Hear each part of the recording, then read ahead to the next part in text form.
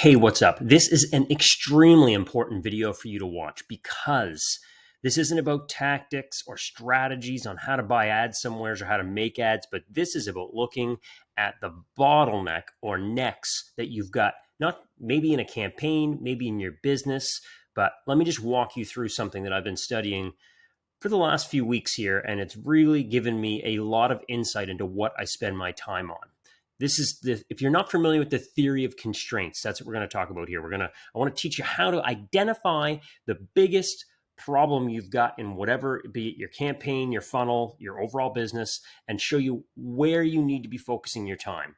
There's lots of books like Gary Keller's One Thing that talks about the focusing question. What's the one thing I could do right now that would make everything else easier, not required? Which is a great question, but it's still slightly ambiguous because it allows us to make an emotional decision on what's the most important thing we should spending our time on. But when we look at the theory of constraints, which I'm going to walk you through right now, it makes everything way clearer, which allows most of us, which often have shiny object syndrome or difficulty with focus or procrastination issues, to really laser focus in on the thing that we're struggling with. So what is the theory of constraints? I'm going to present this to you in a very simple way. It comes from the manufacturing sector.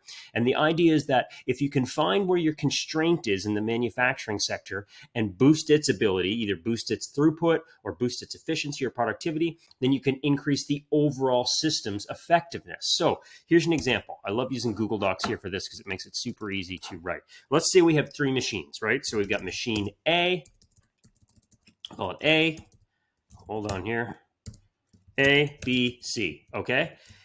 A, let's say, can do 100 units, right?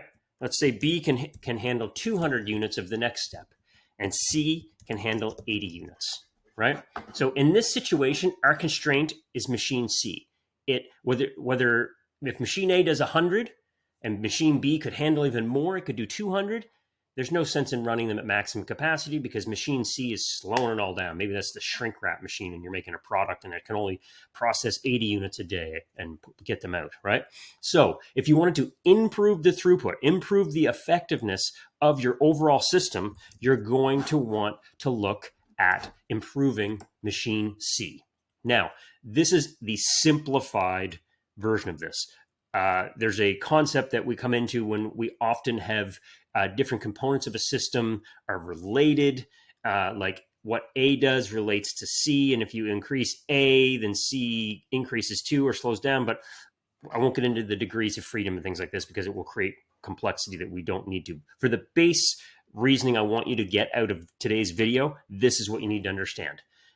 The basic idea in theory of constraints is there's a constraint in your system, your business, your funnel, so we can replace the word system with funnel or business or whatever it is, right? It could even be something even more specific like landing page or ad or TikTok campaign. And if you focus in on whatever the constraint is in that, then you can quickly improve it. So now let's talk about something that actually matters here with what you probably want to watch this video for, right? Let's say ads. Let's say you're trying to run a lead gen funnel, right?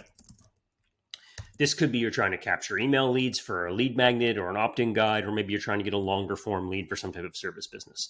And let's say that you're running, let's use Facebook ads as an example, right? Because that's real easy. Facebook ads to lander to opt-in, right? So in a new campaign, what variables do we have? What could we have? Well, in Facebook, we've obviously got our ad, right?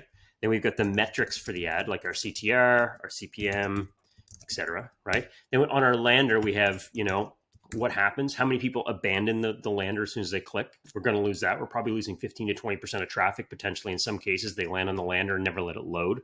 Then we've got, depending on what they're doing, do they actually start to fill out the form or don't they? How long do they stay on the page, right?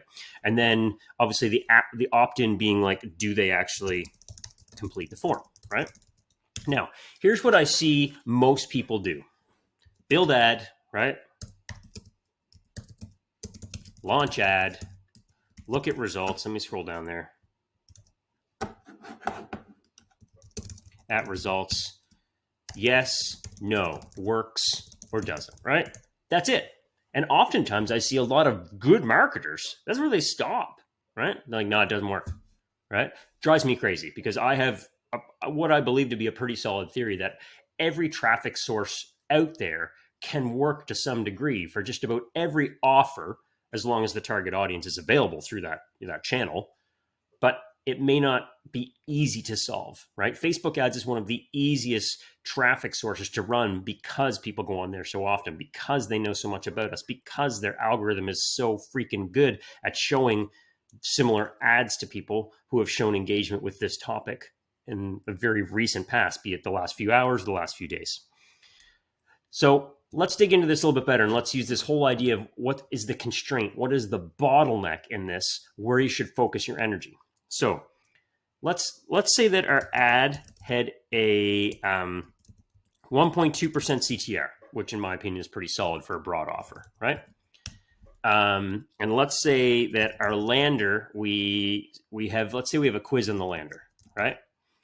We've got 5 questions based to decide on if the lead magnet is worth it for them, right?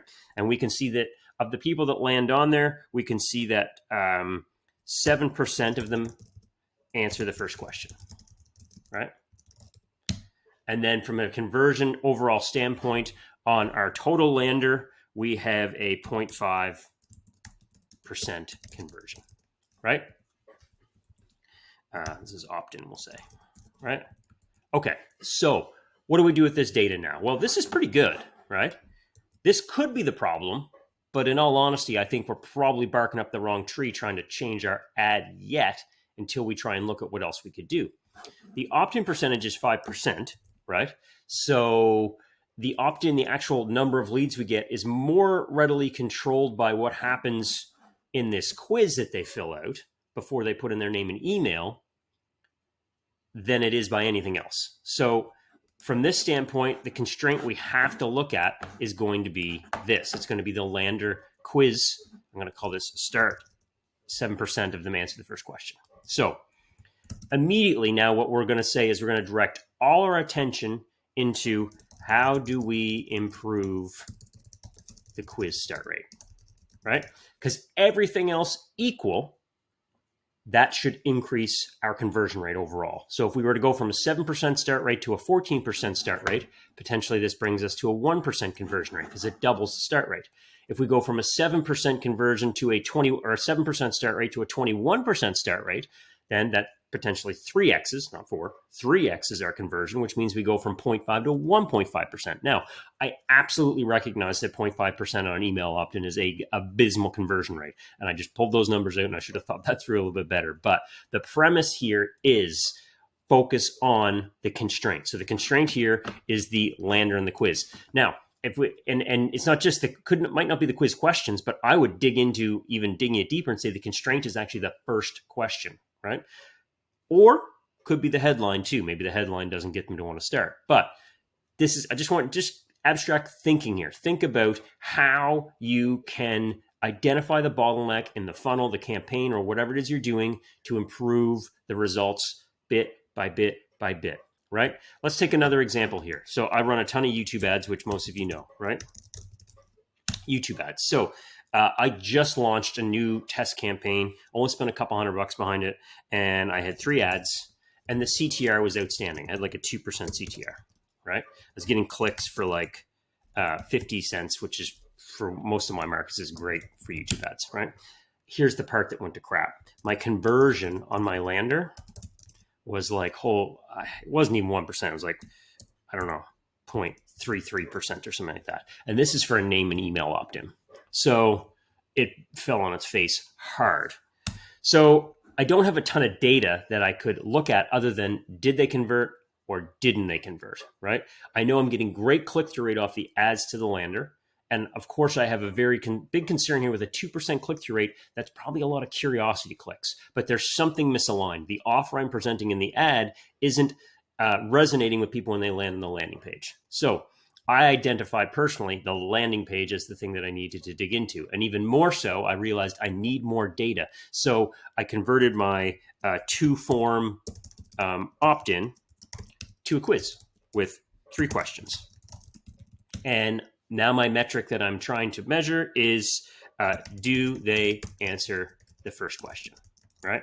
Not only does the quiz make it more intuitive and more engaging for them, even though I'm only after an email, but now I have an action that I can measure. I can measure the action. Do they click that button?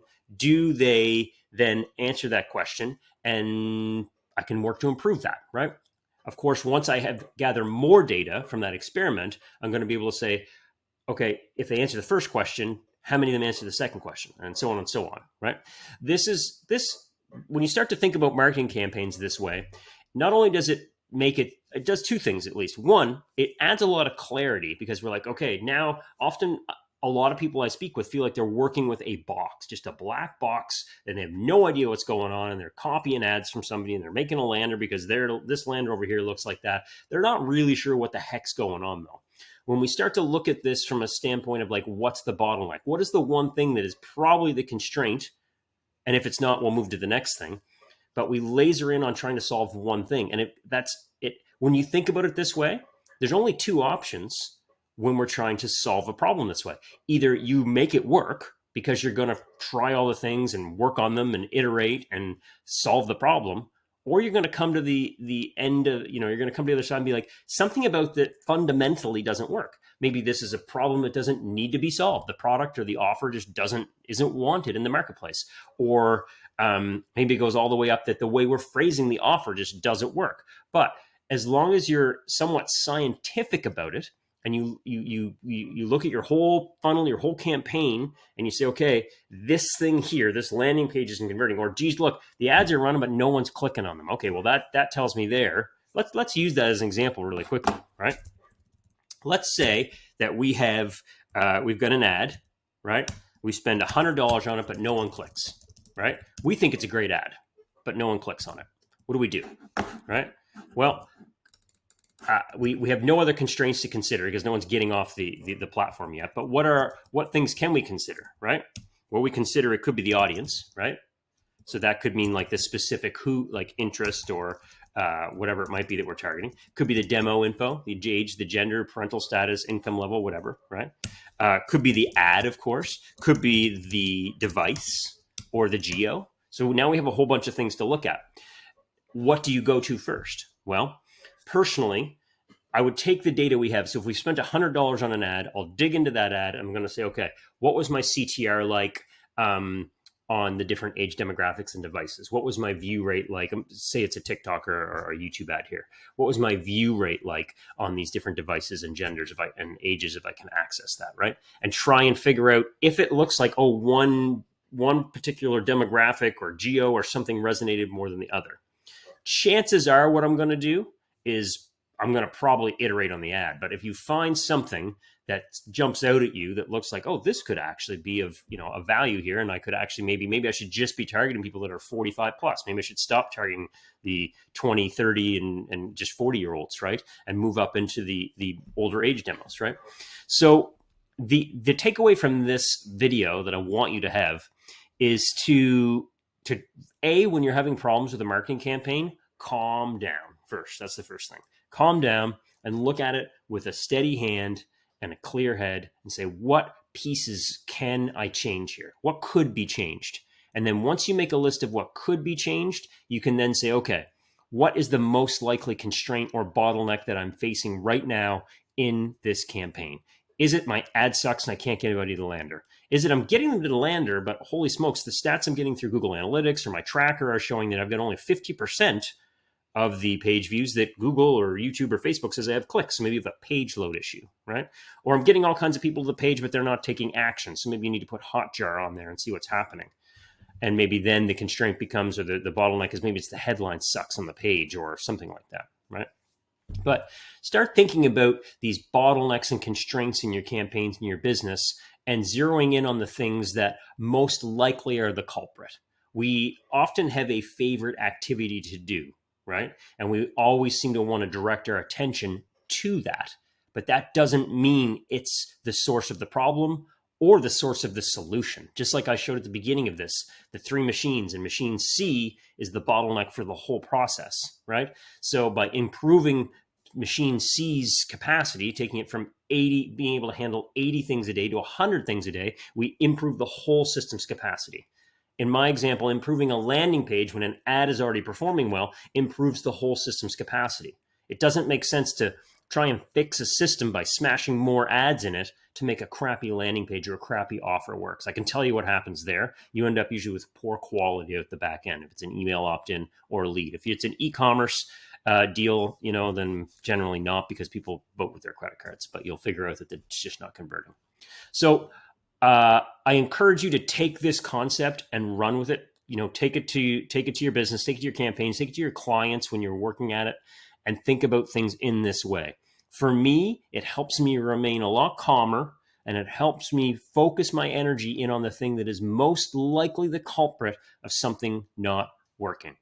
And I encourage you to go, Google theory of constraints and some, goal setting and things like this, and how it plays into all of these systems that we play out every day in our lives and our business. So thanks for watching. As always, like down below, subscribe if you want to get all my other videos, and let me know what you think. Leave a comment down below. We will see you in the next video. Bye for now.